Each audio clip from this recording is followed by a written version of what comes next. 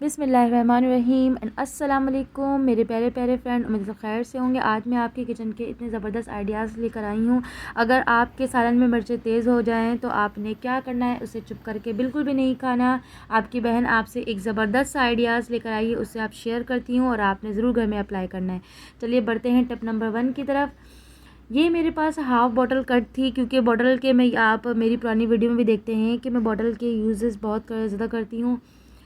Die है, बहुत से आइडियाज़ मैं आपसे शेयर भी करती हूँ। तो कुछ आइडियाज़ में से मेरे पास ये बॉटल हाफ़ कट थी, तो इस हाफ़ बॉटल कट में से मैंने रिंग की इस तरह से कटिंग करनी है। और यहाँ पर रिंग को मैंने किल की मदद से इस तरह से कहीं पर भी आप ठोक दें जहाँ पर आपके वॉल में ज़्यादा स्पेस हो। आप ये ठोकम ठाकी का काम कर सकते हैं, मैं भी करती हूँ अल्हम्दुलिल्लाह। इस तरह से कोई इतनी मायूब बात नहीं है। घर के वो काम जो है हर औरतों को करना चाहिए, और ईच एंड एवरीथिंग, घर के हर काम को करना चाहिए।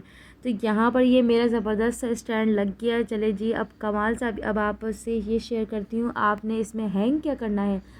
लीजिए जी, ज़बरदस्त सा आपने इसमें आप मोप हैंग करें या वाइपर हैंग करें। इस तरह से मैं वाइपर ज़मीन पर रखती हूँ तो मेरा वाइपर जो है बार बार गिर जाता है, वो सहारे से नहीं गिर, बार बार गिर, कभी किसी ने पैर मार दिया और ऐसे भी गिर जाता है। आगे बढ़ते हैं टिप नंबर 2 की तरफ। सुबह का नाश्ता अब हम करते हैं, कुछ समझ ना आए तो पापे ले आओ। अब पापे, इतनी महंगाई हो गई है, अगर आप एक दिन में एक वक्त पापे पे खा लें और जो पापे आपको बच जाते हैं उनको फेंकने के, वेस्ट करने के बजाय उसको आप सेव कर लें, तो आपने इस तरह से सेंटर से नोट बांध देना है और इस तरह से बिल्कुल भी आपके पापे नहीं पड़ेंगे। आते हैं टिप नंबर 3 की तरफ। ये मैंने मूंग की खुशफरेरी दाल बनाई थी, जो कि हम तो नॉर्मल स्पाइसी ही खाते हैं, लेकिन जो है जो आदत बन गई है मेरी स्पाइसी वाले खाने बनाने की। लेकिन मेरे हस्बैंड की तबीयत ख़राब होने की वजह से मैं उनके लिए परहेज़ी खाना बना रही थी। परहेज़ी से मीन्स कि मतलब वो हर खाना खा रहे थे लेकिन मिर्चें कम हो। तो मैंने पूरे घर के लिए, सबके लिए नॉर्मल कम मिर्चें वाले सालन बनाना था, लेकिन जो है मिर्चें तेज़ हो गई। तो आपने करना क्या है, सबसे पहले जो है इस दाल के अंदर जितने भी तेल होंगे आप निकाल लेना है। फिर दूसरे पैन में आपने तेल को, कुकिंग ऑयल को अच्छे तरीके से गर्म करना है और इस मूंग की दाल में आपने इस तरह से डाल देना है।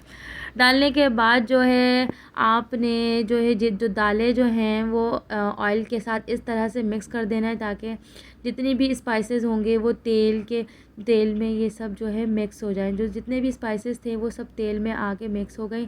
फिर उसके बाद आपने आहिस्ता आहिस्ता जो तेल है उस तेल को आपने डिस्कार्ड कर देना है। और अगर नहीं निकल रहे तो बिल्कुल माइनर से आंच में, आपने धीमी आंच में जब आप बुनाई करते वक्त रखेंगे तो देखिए खुद ही से तेल जो है सालन में साइडों पर आ जाते हैं।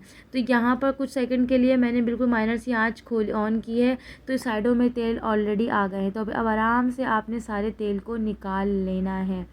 और आप जो ये सब तेल जो बच गए तो आप दूसरे सालन में यूज़ कर लें।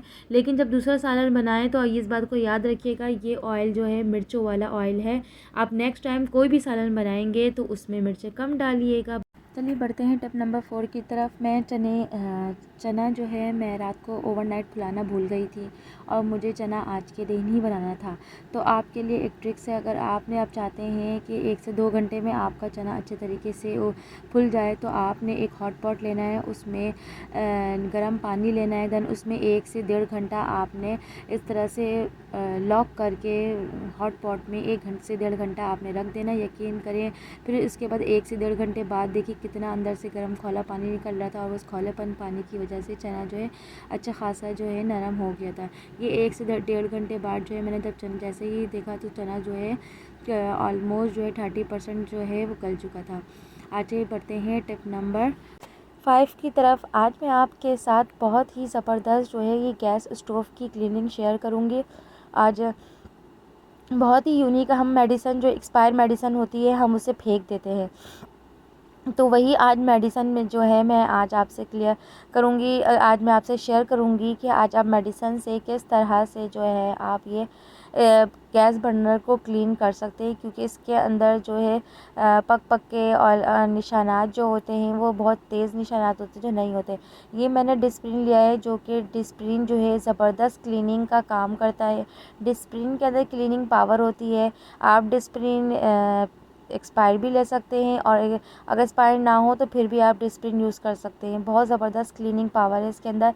तो यहाँ पर मैंने डिस्प्रिन को जस्ट 1 स्पून डाल दिया और हाफ़ स्पून बेकिंग सोडा डाल दिया। इनको दोनों को बहुत अच्छी तरीके से मैंने 5 से 10 मिनट के लिए इस बर्नर को पानी में डिप करके छोड़ दिया।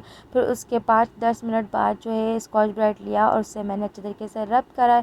देखिए ये जो है ये मेरा ब्रास का है, और देखिए कितना ज़बरदस्त जो है ये वापस अपनी शक्ल में आ गया।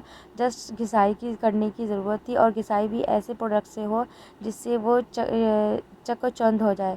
तो ये फिर उसके बाद जो है जो इसके अंदर जितने भी होल्स होंगे वो जो है हम उसको टूथब्रश से क्लीन इसलिए करेंगे ताकि जो अगर कोई भी आंच जो है ब्लॉक हो गई हो, जिसमें कभी कभी दाल गिर जाता है, दूध गिर जाता है, तो वो आंच ब्लॉक हो जाती है, तो वो इसमें जो है हम ब्रश लगाने की वजह से क्लीन हो जाएगा। तो अब यहाँ पर हम नॉर्मल साफ़ क्लीन पानी में जो है हम इस तरह से इसको क्लीन करेंगे। देखिए ये मेरा जो है किस तरह से ब्रास का माशाल्लाह से ज़बरदस्त सा क्लीन हो गया, और बिल्कुल भी ज़रा सा भी दाग धब्बे नहीं है।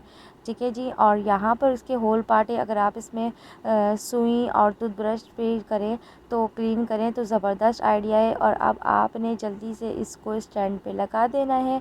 अगर आपको मेरी वीडियो अच्छी लगी तो प्लीज़ मेरे चैनल को सब्सक्राइब करते ज़रूर जाइएगा, और आपने मुझसे ज़रूर फीडबैक देना है कि मेरी वीडियो का कौन सा पार्ट आपको अच्छा लगा। ओके, अल्लाह हाफ़िज़।